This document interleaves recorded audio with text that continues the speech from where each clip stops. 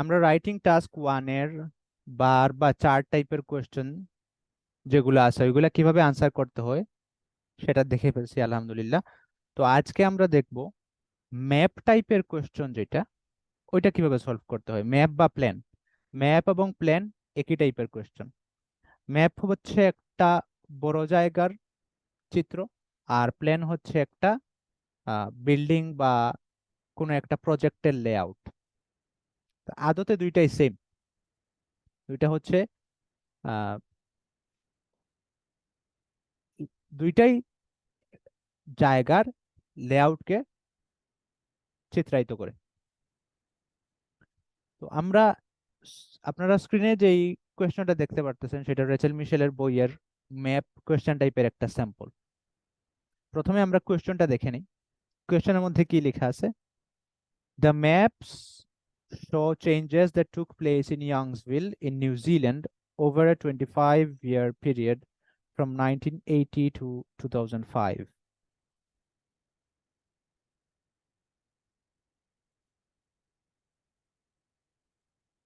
এখানে দুইটা ম্যাপ দেওয়া আছে, একটা হলো 1980 সালের ম্যাপ আর একটা 2005 সালের ম্যাপ। মূলত এটা নিউজিল্যান্ডের একটা শহর যেটা নাম ইয়াংসভিল। 1980 সালে শহরটা দেখতে কিরকম ছিল আর 2005 সালে শহরটা দেখতে কেমন হয়েছে এইটার একটা তুলনামূলক চিত্র কোয়েশ্চনের মধ্যে তুলে ধরছে। এখন প্রশ্ন হলো আপনার কাজ কি? আপনার কাজ হচ্ছে এইটা নিয়ে একটা প্রতিবেদন লেখা। প্রতিবেদন লেখা সিস্টেম আমরা জানি, ফরম্যাট আমরা জানি। প্রথমে আমরা ইন্ট্রোডাকশন লিখবো, তারপর ওভারভিউ লিখবো, তারপর বডি প্যারাগ্রাফ 1, তারপর বডি প্যারাগ্রাফ 2।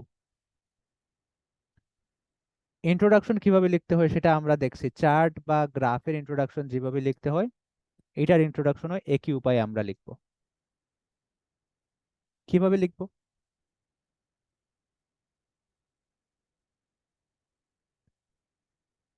আমরা প্রথমে যে ডায়াগ্রাম যেটা আছে ওইটার নাম লিখবো। যে ডায়াগ্রামটা আছে এটা কি? এটা একটা ম্যাপ। কোয়েশ্চেনের মধ্যে বলে দিছে ম্যাপ। তো আমরা বলতে পারবো দ্য ম্যাপস, দুইটা ম্যাপ যেহেতু আমরা বলবো দ্য ম্যাপস। কোয়েশ্চেনের মধ্যে বলছে শো, আমরা বলতে পারবো illustrate. The maps illustrate the developments that took place in a city in New Zealand between the years 1980 and 2005. এখানে আমরা কি করলাম? ওই ফর্মুলাটা অ্যাপ্লাই করলাম, যে প্রথমে আমরা ডায়াগ্রামের নামটা দিলাম, তারপর ভার্ব দিলাম, এটা কি করতেছে? ইলাস্ট্রেট করতেছে, বা কম্পেয়ারও দিতে পারি, কম্পেয়ার করতেছে। কি কম্পেয়ার করতেছে? পরিবর্তন। কোথায়? নিউজিল্যান্ডের একটা জায়গায়। সময়কাল 1980 থেকে 2005। এবং আমরা যদি নিচে যাই তাহলে দেখতে পারবো লেখকও এই জিনিসটাই করছেন। লেখক কিভাবে ইন্ট্রোডাকশনটা লিখছেন? লেখক লিখছেন যে the maps illustrate the developments which took place in the coastal town of Youngsville between 1980 and 2005। ইয়াংসভিলের সমুদ্র তীরবর্তী শহরে কি কি পরিবর্তন ঘটছে ওইটাই ম্যাপের মধ্যে চিত্রায়িত হয়েছে। ইন্ট্রোডাকশনটা আসলে আমরা আগে চার্ট বা গ্রাফের ক্ষেত্রে যেই ফর্মুলা দেখছিলাম ওইটা দিয়ে আমরা করতে পারছি। ওভারভিউতে গিয়ে একটু ঝামেলা তৈরি হবে, কারণ ওভারভিউ এর ভাষাটা এখানে একটু ডিফারেন্ট হবে। ম্যাপের ক্ষেত্রে ওভারভিউ এর ভাষাটা কেমন হয় আমার মনে হয় এই জিনিসটা আগে একবার দেখে ফেললে আমাদের জন্য ভালো হয়।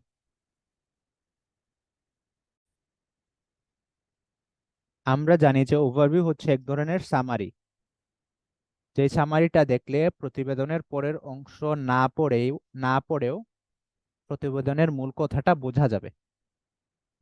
তো এটা এই জন্য সাধারণত ম্যাপ যেহেতু একটা এরিয়াকে রিপ্রেজেন্ট করতেছে, একটা এরিয়ার মধ্যে কোন ধরনের পরিবর্তন ঘটে এই জিনিসটা বোঝানোর জন্য কিছু স্পেসিফিক শব্দ আছে। এই শব্দ সাধারণত দেখা যায় এই শব্দগুলা দিয়েই পরিবর্তনগুলা বোঝানো যায়। যেমন এখানে দেওয়া আছে জেনারেল মেইন পয়েন্টস, যেহেতু ওভারভিউতে মেইন পয়েন্ট নিয়ে আলোচনা হয়। তো কিছু জেনারেল মেইন পয়েন্টস হচ্ছে মোর আরবান, অর্থাৎ একটা এলাকা আগে রুরাল ছিল, এখন মোর আরবান হয়ে গেছে। আগে একটু গ্রাম্য ছিল, এখন খানিকটা শহুরে হয়ে গেছে। অথবা আগে রুরাল ছিল, এখন লেস রুরাল হয়ে গেছে, কম গ্রাম্য হয়ে গেছে। অথবা আগে এক ধরনের ছিল, এখন আরো বেশি ডেভেলপড হয়েছে, মোর ডেভেলপড হয়েছে, এখন আরো বেশি মডার্ন হয়েছে। মোটামুটি যে কোনো এলাকার ক্ষেত্রেই, যে কোনো এলাকার পরিবর্তনকে আমরা এই ধরনের কথাবার্তা দিয়ে প্রকাশ করতে পারবো।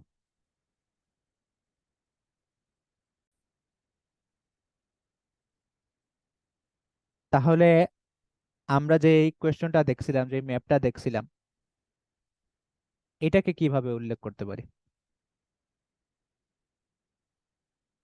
এটাতে কি ঘটছে আসলে? আমরা যদি ভালো করে লক্ষ্য করি 1980 সালে আর 2005 সালের ম্যাপটা, তাহলে দেখতে পারবো যে 1980 সালে ছোট ছোট ঘর ছিল, গাছগাছালি অনেক বেশি ছিল, পার্ক ছিল। কিন্তু 2005 সালে এসে দেখা গেছে যে উঁচু উঁচু দালান তৈরি হয়েছে, আকাশচুম্বী ভবন তৈরি হয়েছে, ফ্যাক্টরি ইন্ডাস্ট্রি এগুলা তৈরি হয়েছে, ছোট ছোট ঘর একটাও নাই। তাহলে আমরা কয়েকভাবে এই জিনিসটা বলতে পারি। আমরা বলতে পারি যে মোর ডেভেলপড হয়েছে, মোর মডার্ন হয়েছে, মোর আরবান হয়েছে। ওভারভিউতে আমরা এই জিনিসগুলা বলতে পারি। ওভারভিউতে মূলত আমরা কি দিব, কি উল্লেখ করব? মূল যে পরিবর্তন, মৌলিক যে পরিবর্তন ঘটছে, ওইটাই আমরা উল্লেখ করব। তাহলে এখানে মৌলিক পরিবর্তন কি ঘটছে? আরবানাইজেশন ঘটছে। আমরা দেখি লেখক কিভাবে লিখছেন। এখন লেখকের ওভারভিউটা খুবই ছোট। লেখক লিখছেন, overall, a comparison of the two maps reveals a complete transformation from a largely rural to a mainly urban area. অর্থাৎ এই ম্যাপ দুইটা দেখে, দুইটা কম্পেয়ার করলে দেখা যায় যে এলাকাটা আগে লার্জলি রুরাল ছিল, এখন কমপ্লিটলি ট্রান্সফর্মড হয়ে মেইনলি আরবান একটা এরিয়াতে রূপান্তরিত হয়ে গেছে। তো মূল যে পরিবর্তনটা ঘটছে ওইটাই ওরা উল্লেখ করেছে। স্পেসিফিক পরিবর্তন কি কি ঘটছে ওইটা কিন্তু তারা উল্লেখ করে নাই, ওইটা উল্লেখ করে নাই।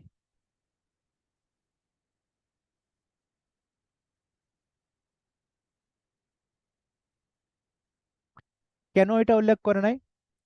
কারণ এই জিনিসটা যদি ওভারভিউতে উল্লেখ করে ফেলে, তাহলে বডি প্যারাগ্রাফে কি লিখবে? বডি প্যারাগ্রাফে তো স্পেসিফিক্স গুলো নিয়ে লিখতে হবে।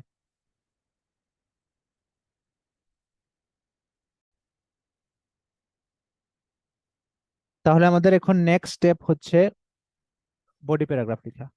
বডি প্যারাগ্রাফ লেখার ক্ষেত্রে আমাদের একটা আইডিয়া আছে যে আমরা মূলত স্পেসিফিক জিনিসগুলো নিয়ে আলোচনা করব, কিন্তু এখানে ঝামেলা হচ্ছে অন্য জায়গায়। সেটা যে ম্যাপ, আমরা গ্রাফ লেখার ক্ষেত্রে যেরকম কিছু স্পেসিফিক শব্দ জানছিলাম, যে শব্দগুলা জানায় আমাদের গ্রাফ লেখা সহজ হয়েছে, এরকম ম্যাপের ক্ষেত্রেও কিছু স্পেসিফিক শব্দ আছে যেগুলা জানা থাকলে ম্যাপ সংক্রান্ত আলোচনা বা প্ল্যান সংক্রান্ত আলোচনা অনেক সহজ হয়ে যায়। আমার মনে হয় আমরা আগে এই স্পেসিফিক শব্দগুলা দেখে আসি, তাহলে আমাদের জন্য বেটার হবে। রেচেল মিশেলের বইয়ে ম্যাপ ল্যাঙ্গুয়েজ নামে একটা পেজ আছে। এইখানের মধ্যে মূলত ম্যাপের ক্ষেত্রে কোন ধরনের ভাষা ব্যবহার করতে হবে এটা নিয়ে আমরা আলোচনা পাবো। প্রথমে একটা শব্দ, একটা ফ্রেজ দিছে, সেটা হলো ইন দা নর্থ। তো এটা ইন দা নর্থ হতে পারে, ইন দা সাউথ হতে পারে, ইন দা ওয়েস্ট হতে পারে, ইন দা ইস্ট হতে পারে।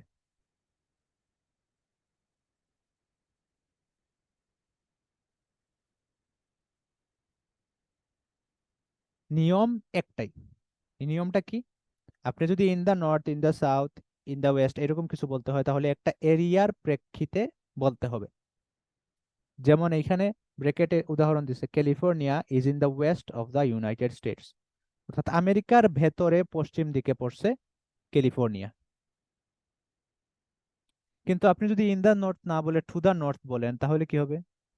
টু দা নর্থ, আপনি এরকম একটা এলাকার ভিতরে একটা স্পেসিফিক জায়গাকে আপনি টু দা নর্থ দিয়ে বলতে পারবেন না। টু দা নর্থ যদি বলেন, তাহলে আপনাকে অন্য আরেকটা এলাকার সাপেক্ষে এই এলাকাটা কোন দিকে পড়ছে এটা বোঝানোর জন্য আপনাকে টু দা নর্থ ব্যবহার করতে হবে।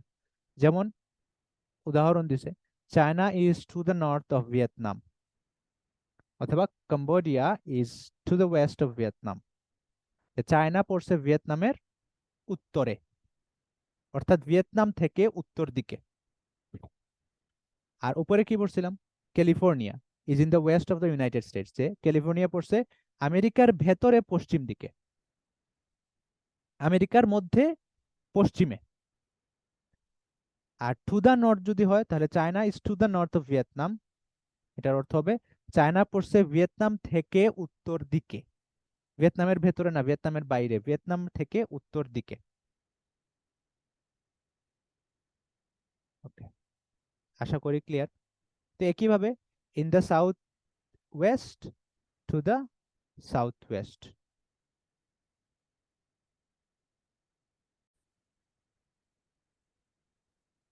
এখানে দিক সংক্রান্ত একটা আলোচনা আমার কাছে জরুরি মনে হচ্ছে। সাধারণত ম্যাপে, সবসময় ম্যাপে উপরের দিকটা হয় নর্থ, উপরের দিকটা হয় নর্থ।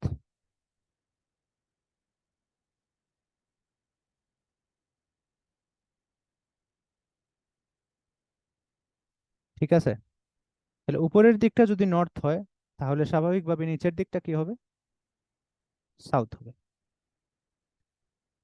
ঝামেলা লাগে বাকি দুইটা দিকে, বেশিরভাগ মানুষই বাকি দুইটা দিক আবিষ্কার করতে পারে না, বুঝতে পারে না, আমাদের সময়ে আর কি জিনিস সমস্যাটা বেশি হয়। উম, তো এটা মনে রাখার একটা সহজ সিস্টেম হচ্ছে যে আপনি যদি নর্থের দিকে তাকান তাহলে হাতের বামে পড়বে পশ্চিম, ওয়েস্ট, শেষ। আর ওয়েস্টটা যদি আপনি পেয়ে যান তাহলে তো ইস্টও পেয়ে যাবেন, ইস্ট হবে ওয়েস্টের ঠিক অপোজিটে। তো এই জিনিসটা বোঝা গুরুত্বপূর্ণ। এবং আপনার কাজ, যে ম্যাপ, যে কোনো ধরনের ম্যাপ, এটা রাইটিং এ হোক, লিসনিং এ হোক, যে কোনো ধরনের ম্যাপ আসা মাত্রই আপনি আগে চিহ্নিত করে ফেলবেন দিকটা, নর্থ কোন দিকে, সাউথ কোন দিকে, ইস্ট কোন দিকে, ওয়েস্ট কোন দিকে, তাহলে আপনাকে প্রশ্নের আনসার, আপনার জন্য প্রশ্নের আনসার দেওয়াটা অনেক সহজ হয়ে যাবে ইনশাল্লাহ। তো এখানের মধ্যে আর আনুষঙ্গিক আরো কয়েকটা দিক আছে, এগুলো আলোচনা করে ফেলি। এই যে এইদিকে একটা দিক আছে, এটাকে বলা হয় নর্থ ইস্ট, কারণ এটা নর্থ এবং ইস্টের মাঝামাঝি পড়ছে। আর ঠিক এই দিকে আরেকটা দিক আছে, এটাকে বলা হয় নর্থ ওয়েস্ট, কারণ এটা নর্থ এবং ওয়েস্টের মাঝামাঝি পড়ছে। আবার এইদিকে একটা দিক আছে, এটা সাউথ আর ওয়েস্টের মাঝামাঝি পড়ছে, এই হিসাবে এটার নাম হবে সাউথ ওয়েস্ট। আর এইদিকে যেটা পড়ছে এটা সাউথ আর ইস্টের মাঝামাঝি হয়েছে, এই জন্য এটার নাম পড়বে সাউথ ইস্ট। তো এখানে যে বলছে ইন দ্য সাউথ ওয়েস্ট, এটা দিয়ে এই জায়গাটা বুঝাইছে। আর টু দ্য সাউথ ওয়েস্ট দিয়ে বুঝাইছে এই দিকটা, এই দিকে গেলে আমরা পাবো।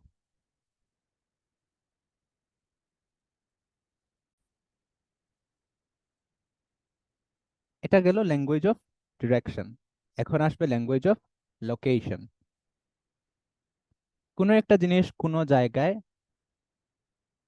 আছে এটা বোঝানোর জন্য আমরা লোকেটেড বা সিচুয়েটেড ইন শব্দটা ব্যবহার করতে পারি। যেমন the shopping mall was located in the centre of the city, যে শপিং মলটা শহরের ঠিক মাঝখানে লোকেটেড ছিল বা সিচুয়েটেড ছিল। এরপরে আছে অপোজিট। অপোজিট হলো যখন ঠিক বিপরীতে থাকে, বিশেষ করে রাস্তার বিপরীতে থাকে, তখন অপোজিট শব্দটা বেশি ব্যবহৃত হয়। যেমন a restaurant has been built on the opposite side of the road where the shop used to be. দোকানটা যে জায়গায় ছিল ওই জায়গার রাস্তার অপোজিটে রেস্টুরেন্ট একটা বানানো হয়েছে। নেক্সট টু মানে পাশে, a new car park has been constructed next to the hotel, অর্থাৎ হোটেলের পাশে একটা নতুন কার পার্ক তৈরি করা হয়েছে। এলং মানে গা ঘেঁষে, যেমন there was a new sidewalk along the river, নদীর গা ঘেঁষে একটা সাইড ওয়াক গেছে। সাইড ওয়াক মানে হাঁটার রাস্তা আর কি, ফুটপাতের মতো। অ্যাক্রস ফ্রম দিয়েও অপোজিটটা বোঝায়, the park is across from the school, বা সামনে বোঝায়, স্কুলের সামনে।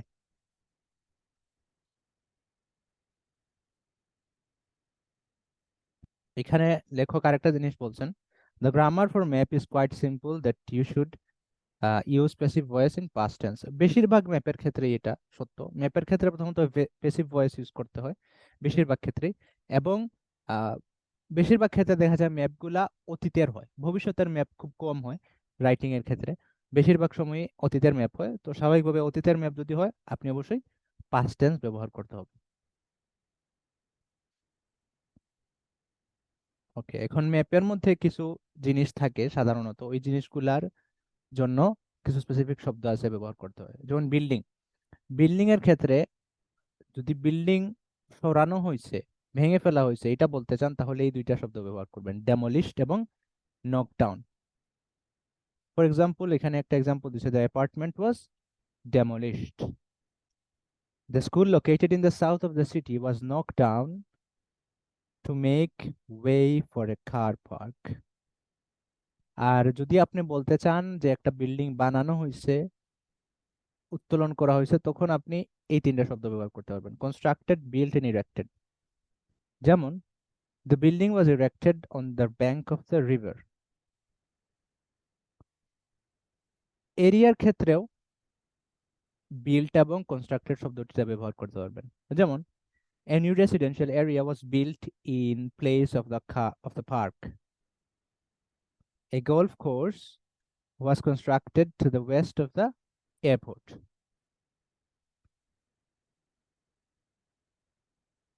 তবে একটা এরিয়া ডেমোলিশড হয়ে গেছে এটা আপনি বলতে পারবেন না, নকডাউন হয়ে গেছে এটাও আপনি বলতে পারবেন না। আপনি বলতে পারবেন একটা এরিয়ার ব্যাপারে, আপনি বলতে পারবেন দ্য পার্ক ডিসঅ্যাপিয়ার্ড, পার্কটা ডিসঅ্যাপিয়ার হয়ে গেছে, নাই হয়ে গেছে।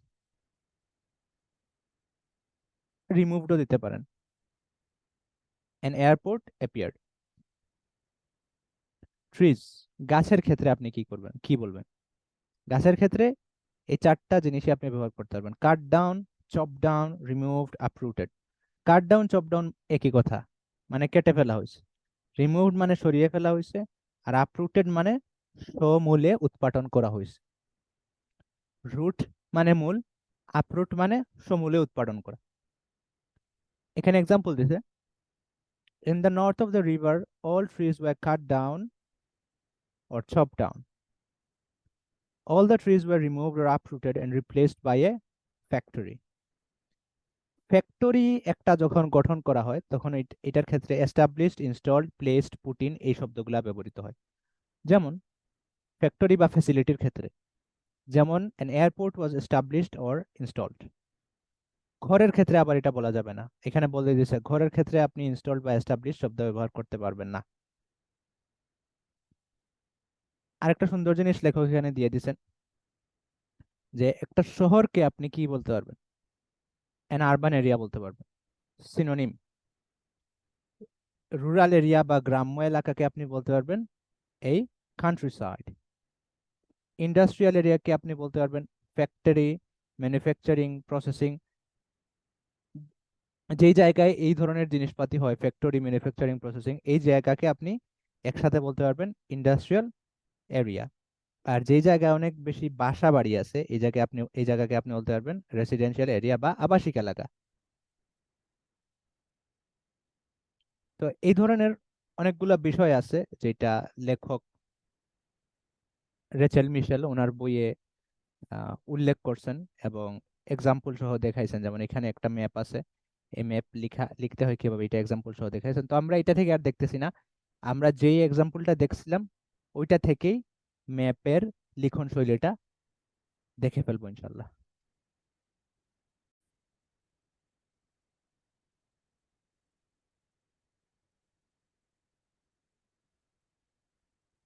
এখানে যে ম্যাপটা আছে সেটার বডি প্যারাগ্রাফ আমরা এখন পড়া শুরু করব।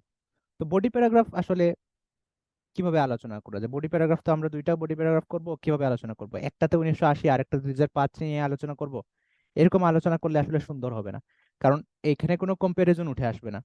কম্পারিজন করার জন্য আমাকে বডি প্যারাগ্রাফটা এমনভাবে সাজাতে হবে যাতে একই বডি প্যারাগ্রাফে 1980 এবং 2005 সালের আহ, ঘটনা একই সাথে লেখা যায়।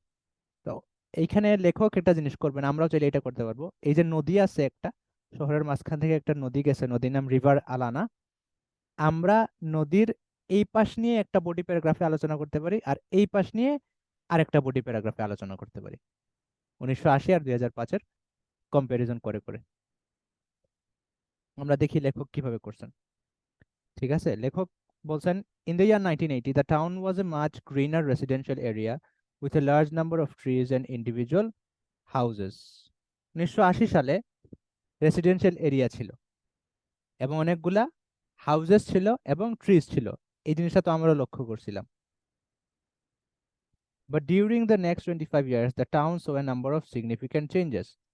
কিন্তু পরবর্তী 25 বছরে শহরটা অনেক বড় বড় পরিবর্তন লক্ষ্য করছে। The most noticeable is that all of the trees in the south of the river Alana were chopped down. এর মধ্যে একটা জিনিস হইতেছে যে রিভার আলানার দক্ষিণ দিকে, all the trees to the south of the river Alana were chopped down. River আলানার দক্ষিণে যত গাছ ছিল সব গাছ কেটে ফেলা হয়েছে, একটাও নাই। দেখেন 1980-তে দক্ষিণ দিকে অনেকগুলা গাছ আছে, বাট 2005-এ দক্ষিণে একটা গাছও নাই। With all the houses along the railway line being demolished to make way for skyscrapers. এরপর রেলওয়ের লাইন ঘেঁষে যে বাসাগুলা ছিল ওইগুলাও ডেমোলিশ করা হয়েছে, ওগুলাও ভেঙে ফেলা হয়েছে, টু মেক ওয়ে ফর স্কাইস্ক্রেপার্স, আকাশচুম্বী ভবন গড়ে তোলার জন্য। দেখি আমরা এই যে রেল লাইনের পাশে অনেকগুলা গাছ বাসা ছিল, এই বাসাগুলা ভেঙে এখানে স্কাইস্ক্রেপার করা হয়েছে। Moreover, a new industrial zone with warehouses and factories sprang up around the school and airport. School এবং এয়ারপোর্টের মধ্যবর্তী বা আশেপাশে ওয়্যারহাউস এবং ফ্যাক্টরি সহ ইন্ডাস্ট্রিয়াল এরিয়া গড়ে উঠছে। তাহলে দেখেন বডি প্যারাগ্রাফ 1 পুরোটাতে কিন্তু লেখক এই অংশটা নিয়ে আলোচনা করছেন, দক্ষিণ রিভার আলানার দক্ষিণ দিকটা নিয়ে। তাহলে স্বাভাবিকভাবে আমরা বুঝতে পারতেছি, যুক্তির মাধ্যমে বুঝতে পারতেছি যে বডি প্যারাগ্রাফ 2-তে তিনি উত্তর দিকটা নিয়ে আলোচনা করবেন। আমরা বডি প্যারাগ্রাফ 2-তে যাই। ইন কন্ট্রাস্ট, এই হিসেবে বা অপর দিকে, only a few trees in the north of the river remained. নদীটার উত্তর দিকে যে গাছগুলা ছিল এগুলার মধ্যে খুব অল্প সংখ্যক গাছই বেঁচে আছে, বেশিরভাগ গাছ কিন্তু কেটে ফেলা হয়েছে। The woodland was cleared and converted into a golf course, a park and car parking facilities. এই যে উডল্যান্ড, যেটা গাছগাছালির জায়গা, এটাকে কেটে এখানে এই যে পার্ক বানানো হয়েছে, এই যে পার্ক, এটা হলো পার্ক। এরপরে পি দিয়ে পার্কিং এরিয়া বুঝাইতেছে, পার্কিং এরিয়া বানানো হয়েছে। আর এই যে একটা সাইন, এটা দিয়ে গোলফ কোর্স বোঝানো হইতেছে। প্রত্যেকটা জিনিস ইন্ডিভিজুয়ালি বলতে হবে না, মূল পরিবর্তনগুলা বললেই আসলে হয়ে যাবে। এই যে গোলফ কোর্স, এটা না বললেও হবে, কোনো সমস্যা নাই। Further developments were the construction of a stadium next to the northeast corner of the lake. আরেকটা পরিবর্তন ঘটছে যে লেকের নর্থ ইস্ট কর্নারে একটা স্টেডিয়াম হয়েছে। এই যে লেক, এই লেকটার এখানে কিন্তু কোনো স্টেডিয়াম নাই, বাট এই লেকের এই যে উপরের দিকে নর্থ আর ডান দিকে ইস্ট, তার মানে এই কর্নারটা কি হবে, north east. To the north east of the lake A stadium was established to the north east of the lake. লেকের নর্থ ইস্ট দিকে একটা স্টেডিয়াম গঠন করা হয়েছে। and the extension of the railway line from the river running directly to the north. তাছাড়া নদী নদীর প্রান্ত থেকে শুরু করে রেল লাইনটাকেও এক্সটেন্ড করে উত্তরের দিকে নেওয়া হয়েছে। এখানে উত্তরের দিকে কি, কোনো রেল লাইন নাই। নদীর উত্তরে কোনো রেল লাইন আছে? নাই। শুধু বাসা বাড়ি। এই বাসা বাড়িগুলা ভেঙে ফেলা হয়েছে, সরিয়ে ফেলা হয়েছে, এবং এই জায়গায় রেল লাইনটাকে এক্সটেন্ড করে একেবারে পুরো নর্থের দিকে নেওয়া হয়েছে। এই marina was also constructed at the mouth of the river. আর এই যে নদীর পানি এসে সমুদ্রে পড়তেছে, এই জায়গায় একটা মেরিনা গঠন করা হয়েছে। মেরিনা হলো ছোটখাটো জাহাজ, নৌকা, লঞ্চ, প্রাইভেট লঞ্চ, ইয়াট বলে যেগুলা, ওইগুলার এক ধরনের ঘাট, এক ধরনের প্রাইভেট ঘাট বা ছোটখাটো একটা ঘাট তৈরি করা হয়েছে।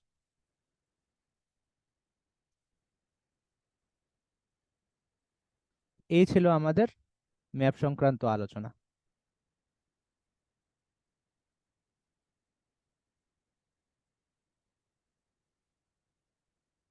আমরা যদি ম্যাপের ভাষাগুলো আরেকবার দেখি, তাহলে আমরা কি বলবো? The stadium is located to the north of the river Alana, to the northeast of the lake. এখানে আমরা বলতে পারবো যে there were some houses along the railway, along the rail line. এরপরে আমরা বলতে পারবো the airport is located in the southwest corner of the map, অথবা in the southwest corner of the town.